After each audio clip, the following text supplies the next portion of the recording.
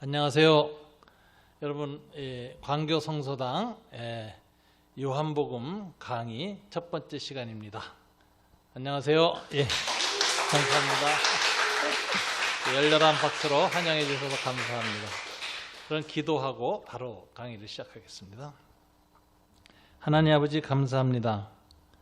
오늘 주님께서 우리들에게 이렇게 귀한 시간을 주셔서 저희들이 이렇게 공부할 수 있게 하시니 감사합니다. 늘 하나님의 말씀을 대할 때 주님께 구하는 것이 있습니다.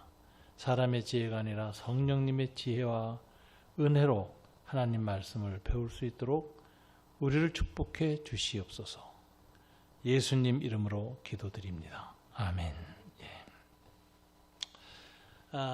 아까 시작했습니다만 이제 이 유튜브 제작을 위해서 이제 스튜디오 방식으로 지금 오늘 진행을 하는데, 여러분 스튜디오에 와 계신 겁니다. 우리 줌으로 오신 분들도 다 이제 함께 멀리서 강연에 참석하시는 거고요.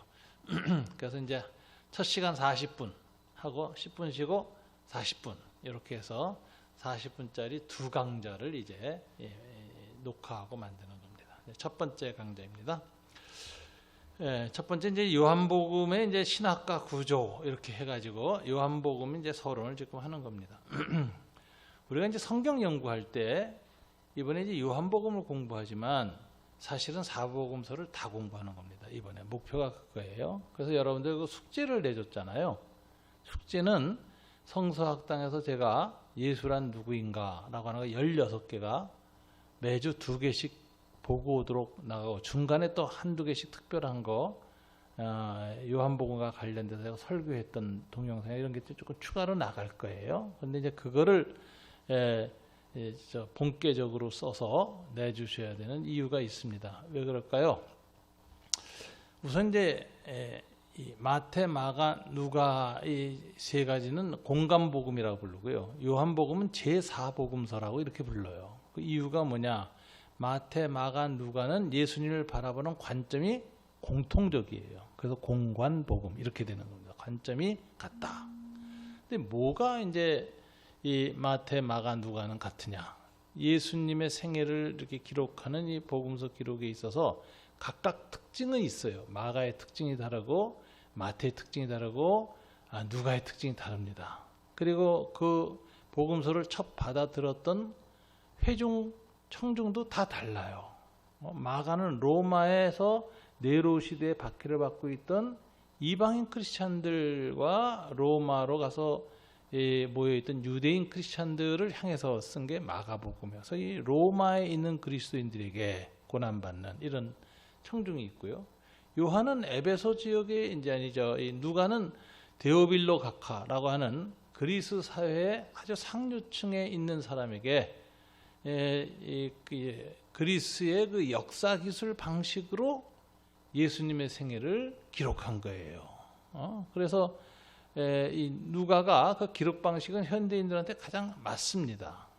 그렇게 한 거. 마태는 철저하게 디아스포라 유대인 공동체에게, 마태 회종은 전부 유태인들이었어요, 주로. 그래서 유태인들 공동체를 향해서 예수님의 생애를 기록해요. 그래서 각각 강조점과 특성이 다 있어요. 그래서 어떤 분은 마태의 신학, 마가의 신학, 누가의 신학 다 다르게 이렇게 정돈을 합니다.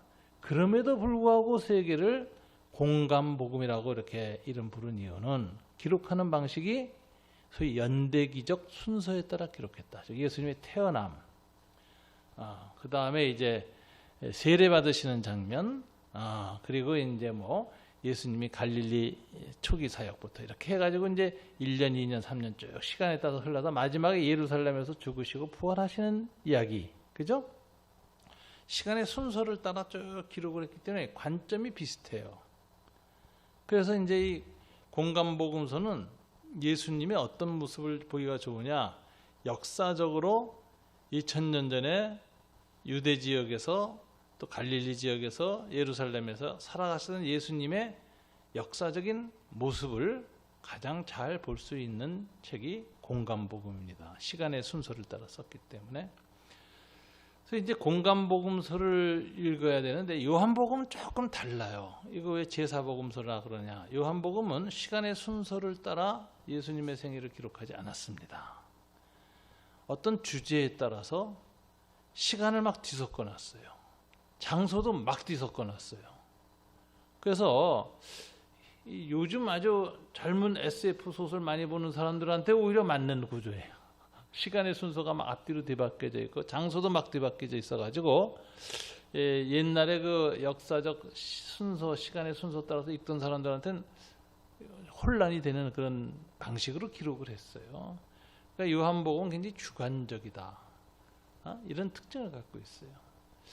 그래서 요한복음을 공부하려면 먼저 공간복음서가 충분히 이해되어져 그게 정돈되어 있는 가운데에서 요한복음의 아주 특징적인 터치를 이렇게 봐야 이게 살아나는 거예요.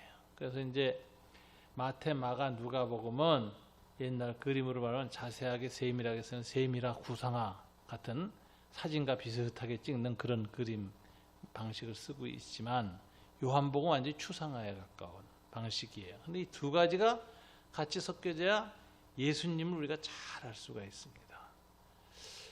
그래서 이제 예수란 누구인가는 16개의 그 동영상 강의는 뭐냐면은 그 마태, 마가, 누가에서 기록된 예수님의 모습을 시간의 순서별로 쭉 따라서 16개로 정돈한 거예요. 그래서 그걸 갖다가 읽고 정돈하시면 마태, 마가, 누가복음이 통합적으로 기록이 됩니다.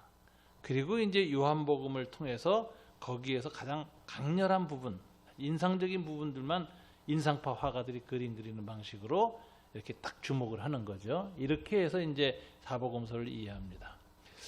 이 마태, 마가, 누가는 보면은 예수님의 생애를 그렇게 역사적 관점에서 기록을 했음에도 불구하고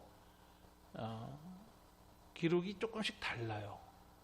어떤 것은 5병이어라 그러고 어떤 것은 뭐 7병이어라 그러고 어쩌면 5,000명이라 그러고 뭐 8,000명이라 그러고 똑같은 사건인데 막 기록이 달라요. 인원도 다르고. 그래서 이제 많은 분들이 이 공간복음서를 같이 연구하거나 하면 이제 무슨 생각하냐면 야 이거 기록이 서로 틀린데 이게 믿을 수 있는 책인가? 이런 생각이 드는 거예요.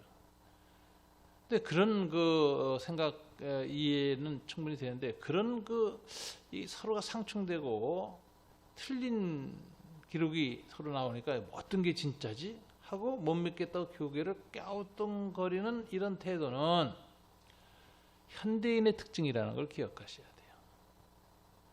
우리는 육하 원칙에 의해서 정확하게 객관적으로 팩트가 체크된 것만 믿겠다라고 하는 전제가 있어요. 우리한테는. 그렇죠? 요즘도 뭐 무슨 얘기 들려면 팩트 체크를 탁 해야지 이제 믿음이 가잖아요. 그렇지 않으면 다 가짜 뉴스죠. 그런 식의 사고방식은 사실 언제부터 시작됐느냐? 근대인들이에요. 18세기 이후부터 그렇게 생각했습니다. 그래서 이것을 갖다가 이제 역사 실증주의 이렇게 얘기하고, 청나라에서는 청고학, 그래서 이제 고증학으로 이라는 이름이 붙어서 객관적이고 면밀하게 해서 딱 들어맞는 기록만 역사적 기록으로 인정하겠다. 이런 식으로 갖는 게 18세기 이후입니다. 현대인들의 이제 그 문서를 대하는 태도죠. 근데 18세기 이전에 어땠을까요? 여러분 어떻게 생각하세요? 그 예수님과 사도들은 어떻게 생각했을까요? 우리 같은 그런 객관성, 역사적 팩트에 대한 그런 강박관념이 없어요. 그 전에 세대의 사람들은, 특별히 예수님 당시의 사람들은 어떤 사건이 어디서 어떻게 육하원칙으로 누가 왜 무엇을 이런 식으로 정확하게 기술하는 것이 그런 목적을 가지고 기술하지 않아요. 그런 것에 가장 가깝게 기술하는 사람은 누가예요. 사실은 누가가 그리스 역사가 헤로도토스 이런 사람들이 썼던 그리스 사가들의 그 전통을 따라서 그리스 사람인 누가가 예수님의 생애를 기록했기 때문에 그 사람은 의사였고 그렇기 때문에 좀 현대인들한테 가장 가까운 기록 방식을 택했지만 그럼에도 불구하고 오늘날 보면은 좀 안 맞는 부분이 많아요. 근데 마태, 마가는 더해요. 그러면 이 세 복음서를 보면 뭐가 서로 안 맞는 게 있다고. 그러면 우리들 어떻게 생각하죠? 이거 뭐 믿을 게 없네. 이렇게 생각하게 되는 거예요. 뭐 안 맞네 서로 이렇게. 정말 이런 사건이 있었나? 뭐 이렇게. 근데 그게 아니라 고대인들은 그런 육하 원칙, 객관성 이런 것이 중요하지 않았어요. 고대인들은 사고방식이 신화적 사고방식 뭐 이렇게들 보통 얘기하는데 객관적으로 역사적으로 정밀하게 하는 그런 방식보다도 더 중요한 건 그 사건을 통해서 무엇이 어떤 의미를 갖고 있는가라는 그 진리가 더 중요했어요. 그래서 팩트보다 객관적 사실보다 더 중요하게 전달하려는 것은 진리였어요. truth. 근데 이 18세기 이후에 우리는 이제 아까 역사 실증주의는 전제가 있어요. truth, 진리로 믿으려면 먼저 팩트여야 한다. 그래서 이게 사실과 진리의 등가 법칙이라고 해요. 사실, 팩트는 equal, truth. 사실이어야만 진리를 믿겠다. 이게 우리 사고 방식인데, 예수님의 제자들이나 사도들이나 그 당시 사람들은 그렇게 생각 안 했어요. 그래서 5병이어든 7병이어든 그게 큰 상관이 없는 거예요. 그 사건을 통해서 중요한 메시지가 무엇인가만 딱 알고 거기서 전달되는 진리만 깨달으면 되는 거예요. 그게 2000년 전 16, 18세기 이전 사람들의 세계관이었습니다. 그래서 그런 사람들이 글을 썼기 때문에 그런 것 사소한 차이 중요하지 않습니다. 그래서 우리가 이제 이 고대 문서, 이 성경이나 신구약 성경을 공부할 때 우리가 가져야 되는 우리의 방식으로 읽으려고 하면 안 된다. 그래서 here and now, 지금 여기에 눈을 내려놓고 어떻게 해야 되죠? then and there, 그때 그 시대 그곳에 있던 사람들의 관점에서 이 글이 어떤 의미를 가졌는가를 이해하는 게 중요해요. 그러니까 우리 2000년 전으로 돌아가야 돼요. 우리 사고를 타임머신 타고 그들의 관점에서 이 복음서 기자들이 쓴 이 글을 이해해야 돼요. 그래서 원래의 의미를 정확하게 이해하고 그 다음에 이제 적용할 때는 here and now, 지금 여기에 컨텍스트에서 다시 적용을 하는 거지. 해석은 지금 우리식의 관점을 가지고 해석하면 안 된다. 나를 내려놓고 예수님과 사도들 사이에 있었던 그 당시로 돌아가야 돼요. 그래서 이게 굉장히 중요한 태도입니다. 그래서 이제 우리가 이제 금강산을 갖다가 이제 마음속에 이제 딱 그림을 그리려면 금강산 갤러리 그린 화가들 여러 갤러리를 가서 다 보면 어떤 사람은 뾰족뾰족한 봉오리들을 많이 그려놨고 어떤 사람은 드론으로 찍은 것처럼 위에서 항공으로 내려간 금강산 전도를 그린 사람도 있고 어떤 사람은 계곡을 묘사한 사람도 있고 뭐 바다에서 본 모습을 그린 것도 있고 많아요. 그러면 그것들을 다 특징이 다르고 조금씩 다 다른데 다 보고 나서 마음속에서 남는 종합적인 금강산 하면 딱 떠오르는 상이 있죠. 이게 진짜 금강산입니다. 그러니까 마태복음 조금 다르고 마가복음도 다르고 누가복음이 달라도 그걸 다 보고 나서 우리 속에서 딱 생기는 예수님의 상, 이게 진짜 예수님이에요. 그래서 예수님의 초상화라는 거죠. Portrait of Jesus. 예수님의 초상화를 우리 마음속으로 만들어야 돼요. 이게 공간복음서를 공부하는 방식입니다. 거기에 기록의 차이라든가 뭐 이런 거 중요하지 않다. 이렇게 해서 이제 열린 마음으로 마태, 마가, 누가복음에서 강조하는 메시지가 뭔가 이걸 중점을 두면서 우리가 이제 읽는 것이고 특별히 요한복음은 거기에다가 이제 색깔을 칠한 거예요. 강조점과.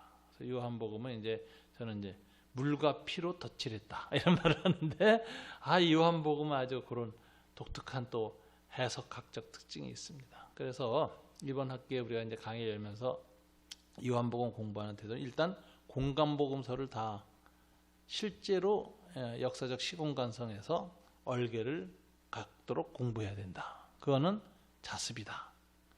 제가 예수는 누구인가라는 그 16개 동영상을 미리 보고 읽고 정돈을 하셔야 된다. 그리고 그 위에다가 요한복음에서 요한이 성령 안에서 증거하는 예수에 대한 강조점이 무엇인가? 요한은 약간 주관적이에요. 공간복음서하고 완전히 관점이 달라요. 그걸 이해해가지고 딱 정돈이 되면 드디어 사복음서에서 얘기하는 예수님의 총체적인 입체적인 상이 마음속에 생기는 겁니다. 그렇게 해서 이제 우리가 공부하는 것이다. 이렇게 보죠. 자, 이제 오늘 요한복음을 공부할 때 이 공간복음서 공부도 같이 이렇게 하는 이유를 제가 설명했습니다. 그래서 이번 학기에는 사복음서 다 공부하는 거예요. 그래서 아주 우리 인생 중에서 아주 좋은 기회입니다. 자, 그다음에 첫째 이제 우리 강의 안에서 제가 이제 요한복음의 배경이라는 것 이제 여러분 강의 안 받아 보셨을 텐데 꼭 간단히 제가 설명하겠습니다. 이 요한복음은 공간복음서하고는 달라요. 관점이 달라요. 그래서 예수님에 대한 중요한 공간복음서의 사건들이 없어요. 뭐가 없느냐? 세례 받으신 장면 요한복음에 없어요. 12제자를 부르시고 모으시는 장면도 없어요. 그 다음에 특별한 건 귀신 쫓는 사건이 없어. 요한복음에는. 죽기기사. 그 다음에 예수님이 변화산상에서 변화된 사건, 요한은 베드로와 야고보와 요한이 변화산상에서 예수님 변화모습을 봤는데도 기록 안 했어. 변모 사건. 그 다음에 마태복음 13장 같은 데 보면 예수의 비유들이 쫙 나오잖아요. 씨 뿌리는 비유 이런 거. 요한복음에 없어. 비유는 없어요. 그 다음에 이제 공간복음서 보면 이제 성찬을 제정하는 얘기가 나오는데 그것도 요한복음에 없어요. 굉장히 독특하죠. 그러니까 요한은 그리고자 하는 이 어떤 주제가 공간복음서와는 다르다. 그래서 요한의 나름의 관점에서 얘기하고자 하는 것만 주관적으로 탁탁탁탁 뽑아가지고 강조했기 때문에 요한복음은 단순하고 강력하다. Simple and strong이에요. 단순하고 강력해요. 그래서 제가 요한복음은 마치 인상파 화가와 같다. 이렇게 얘기하는 게 성령의 빛이 깊이 쪼이는 부분을 아주 강렬하게 표현한 이런 화가와 같다. 이렇게 보는 거예요. 이제 우선 요한복음의 저자는 이제 사도 요한인데 이 요한복음 안에서는 스스로를 예수께서 사랑하시던 그 제자 이런 표현을 썼어요. 그러니까 요한은 굉장히 예수님께 내가 특별한 사랑을 받았다는 그 자기 정체성이 굉장히 충실한 사람이었어요. 기록은 언제 됐을까? 여러 가지 견해가 있지만 가장 전통적인 것은 1세기 말, 즉 주후 90년에서 100년 사이에 도미티안 황제의 통치 때에 굉장히 기독교가 박해를 받습니다. 그래서 81년부터 96년 사이에 요한복음과 요한계시록이 다 기록된 걸로 생각합니다. 요한복음은 목회하던 에베소에서 기록한 걸로 얘기가 되어져요. 전체적인 분위기가 에베소 교회에서 기록했다. 그런데 이 요한복음은 오신 메시아를 기록하는 것이고 요한계시록은 반모섬에 귀양 가서 오실 메시아, 재림하실 메시아를 기록한 거예요. 그래서 이제 이 요한복음과 요한계시록이 이렇게 기록되었다라는 것을 말씀드리고 청중은 누구였을까?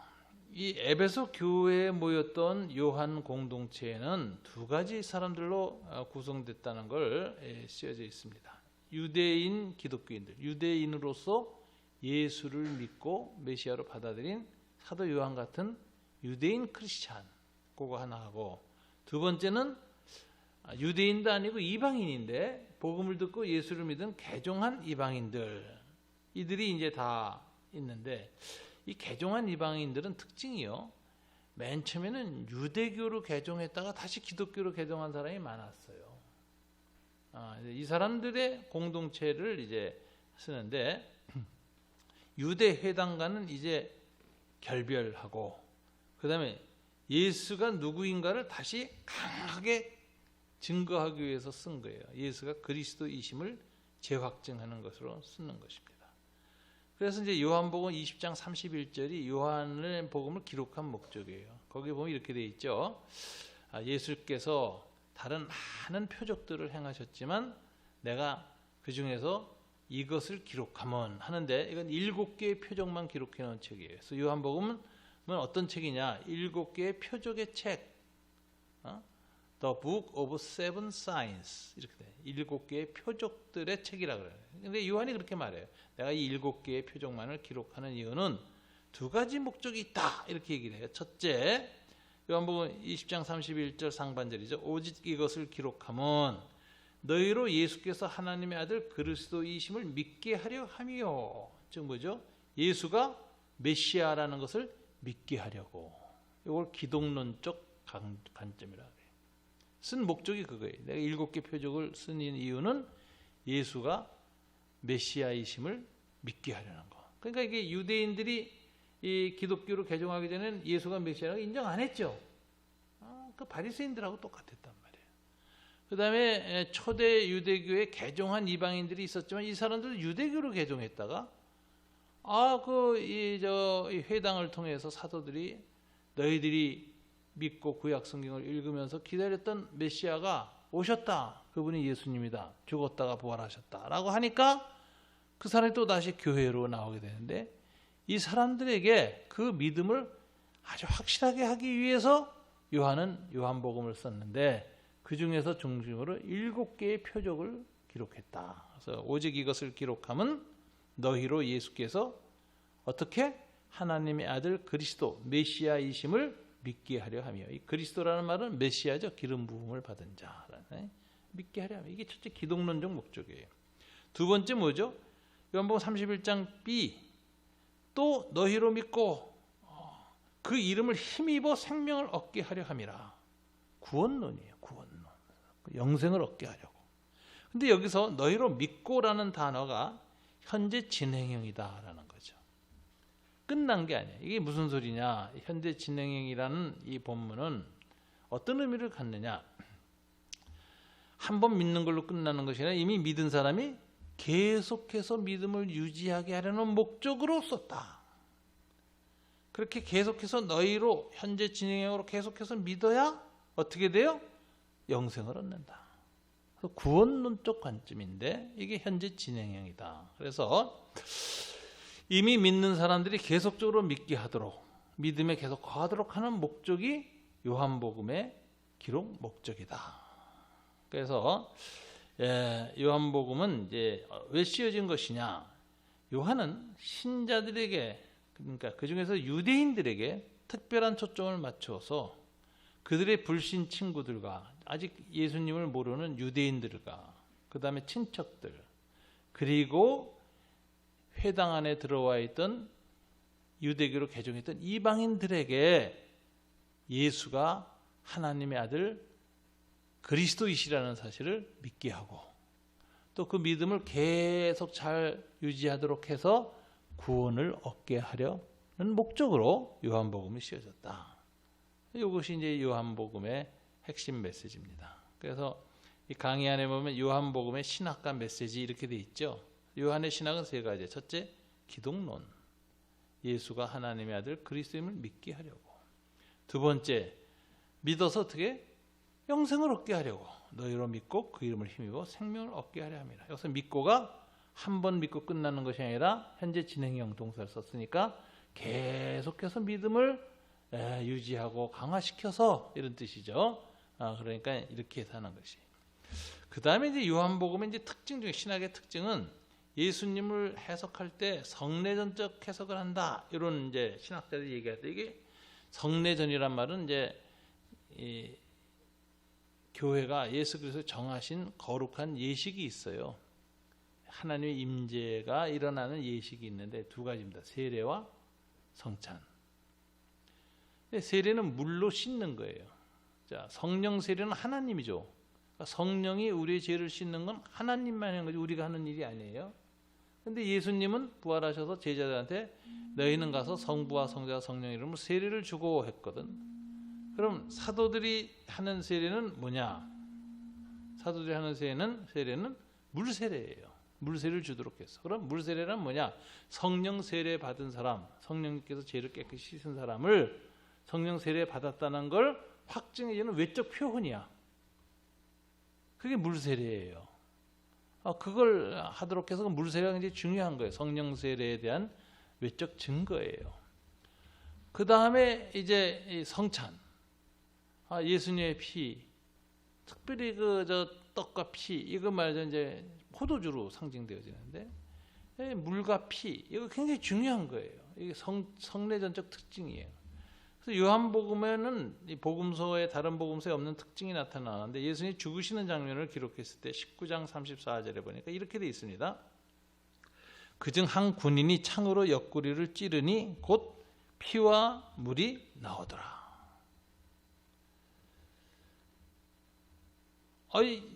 다른 복음서 이거 기록 안 했는데 요한만 이걸 아주 인상 깊게 보고 기록을 남겼어요. 피와 물이 나왔다. 그러면서 피는 예수님의 옆구리에서 나온 피를 뭐하고 연결시켰느냐? 성찬, 포도주.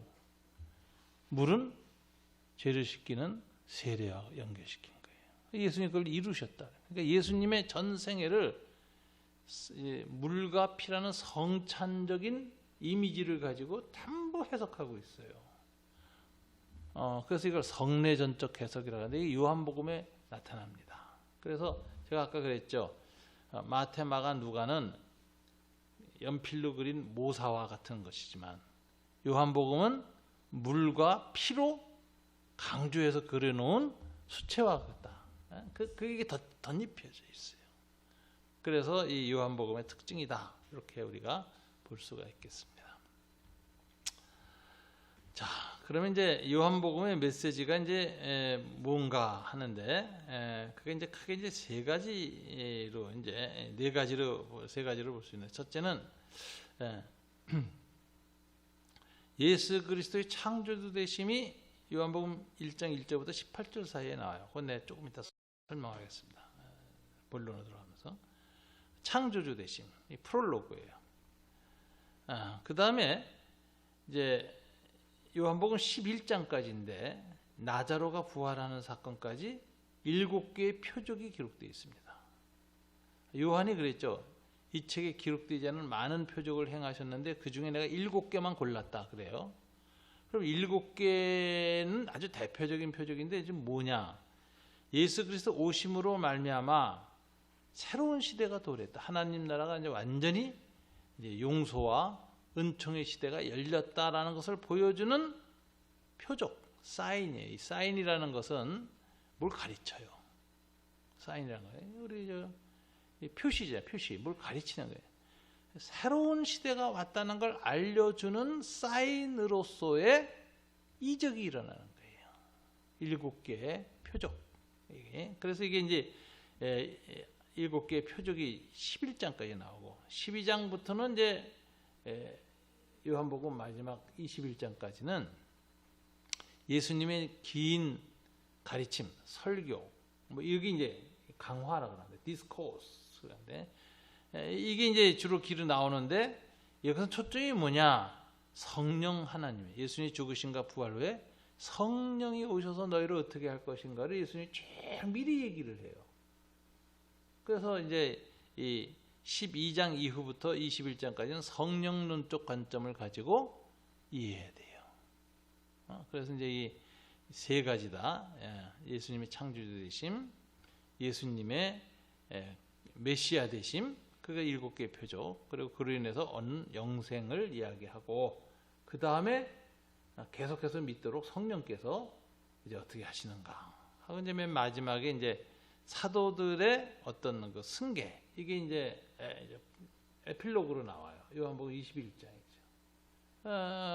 우리 요한복음 21장에 보면 이제 뭐가 나오냐면 베드로가 다시 주님으로부터 네가 나를 사랑하느냐 3번 질문을 듣고 응답하고 그가 다시 사도적 사명을 받는 걸로 나오는데 이게 이제 에필로그예요. 그러니까 사도적 승계, 부활하신 주님이 승계하는 거죠. 그래서 이제 마지막까지 복음 전파하는 얘기가 나옵니다. 자, 제가 여기서 이제 요한복음에 도표 하나 좀 뜨는데 요게 아주 이해하기 좋아요. 핵심 기절이 요한복음 20장 31절. 그죠? 아까 요한이 왜 기록했는가? 내가 이것을 기록한 것은 예수 그리스도께서 하나님의 아들 그리스도이심을 예수가 이심을 믿게 하려는 것이고, 두 번째는 그 믿음으로 말미암아 영생을 얻게 하려 함이라. 이게 이제 핵심 기절이에요. 요한복음 기록 목적. 근데 이걸 기록할 때 그걸 믿게 하기 위해서 몇 개를 기록해서 7개의 표적을 중심으로 기록했어요. 표적.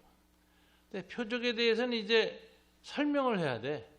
표적의 의미를 알려요. 그래서 첫 번째, 두 번째 표적은 설명이 없어요.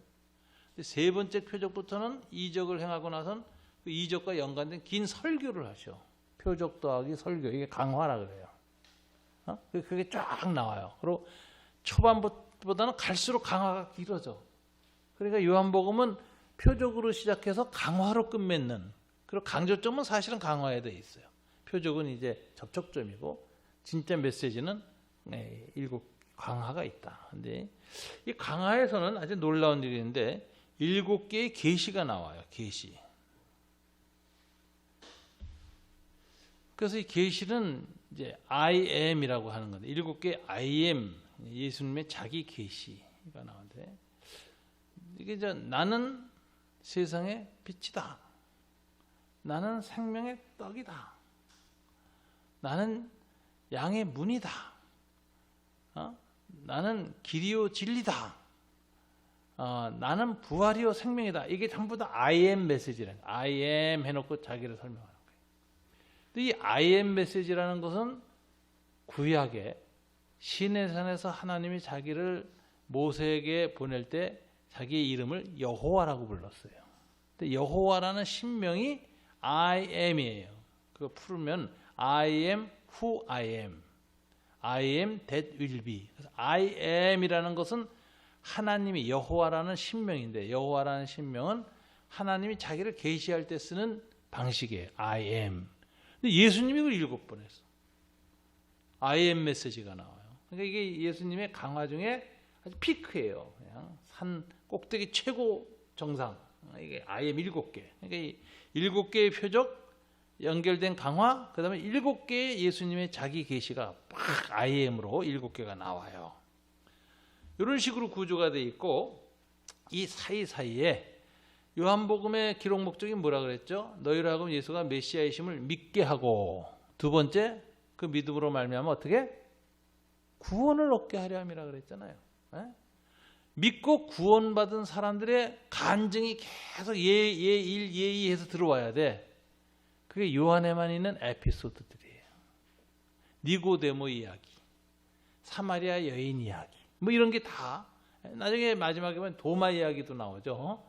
요한복음 이게 다 예수가 그리스도를 믿게 됐고 그로 인하여서 구원을 받은 요한복음의 표적과 요한복음의 강화가 적용된 케이스 1, 케이스 2 이게 쫙 나오는데 이거 에피소드라는 거예요. 그래서 이제 에피소드들이 나온다. 그래서 이제 여러분 그 에피소드를 이제 쭉 보면은 이제 모두 16개 에피소드가 전부 나옵니다.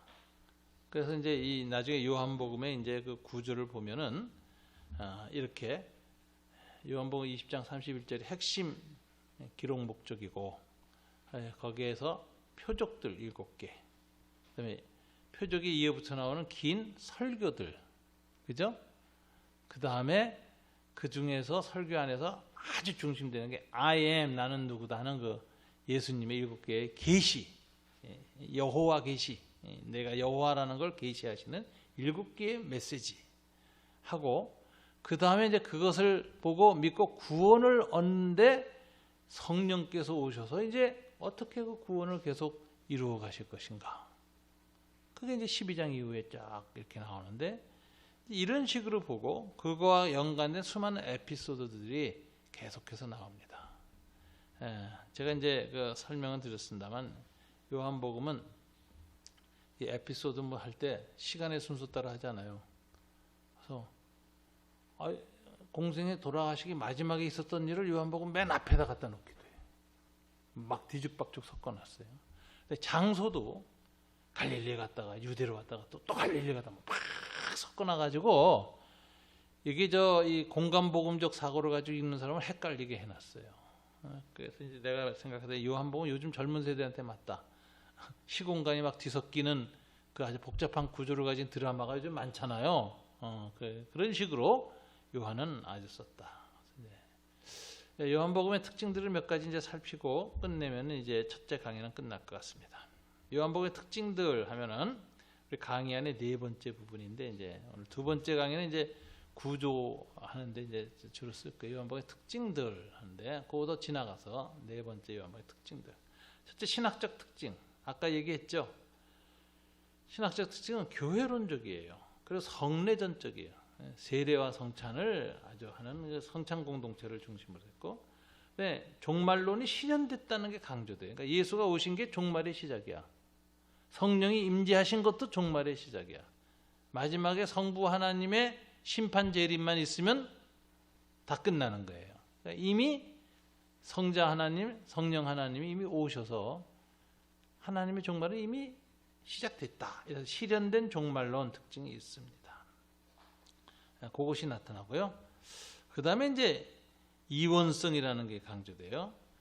이원성이라는 것은 우리가 이제 이 세상이 딱 통합이 안 돼 있습니다.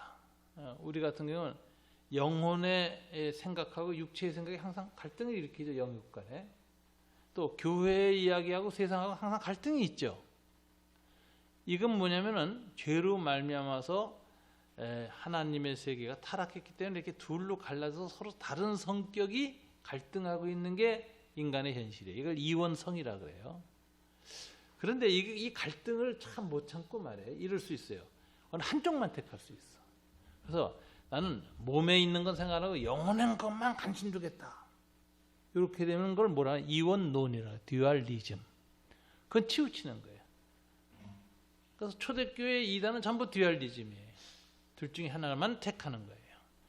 그래서 우리는 뭐냐면 성경적 사고는 뭐냐? 이원성, 듀얼리티는 예수님이 재림할 때까지는 계속 모순되고 갈등하면서 우리 안에 존재하는 두 세계로 인정하고, 그렇다고 해서 어느 한쪽만 택해서 나머지를 무시하는 그런 사고방식을 하지 말아야 돼요. 극단적이 되지 말아야 돼요. 그래서 듀얼리티는 인정하고 듀얼리즘은 반대한다. 그런데 요한복음은 이 듀얼리티가 굉장히 강합니다. 특별히 뭐냐면 빛과 어둠으로 설명해요. 요한은. 그래서 요한복음은 그 기록하는 방식을 보면 렘브란트하고 같다. 하나님께 가까이 갈수록 빛이 환해요.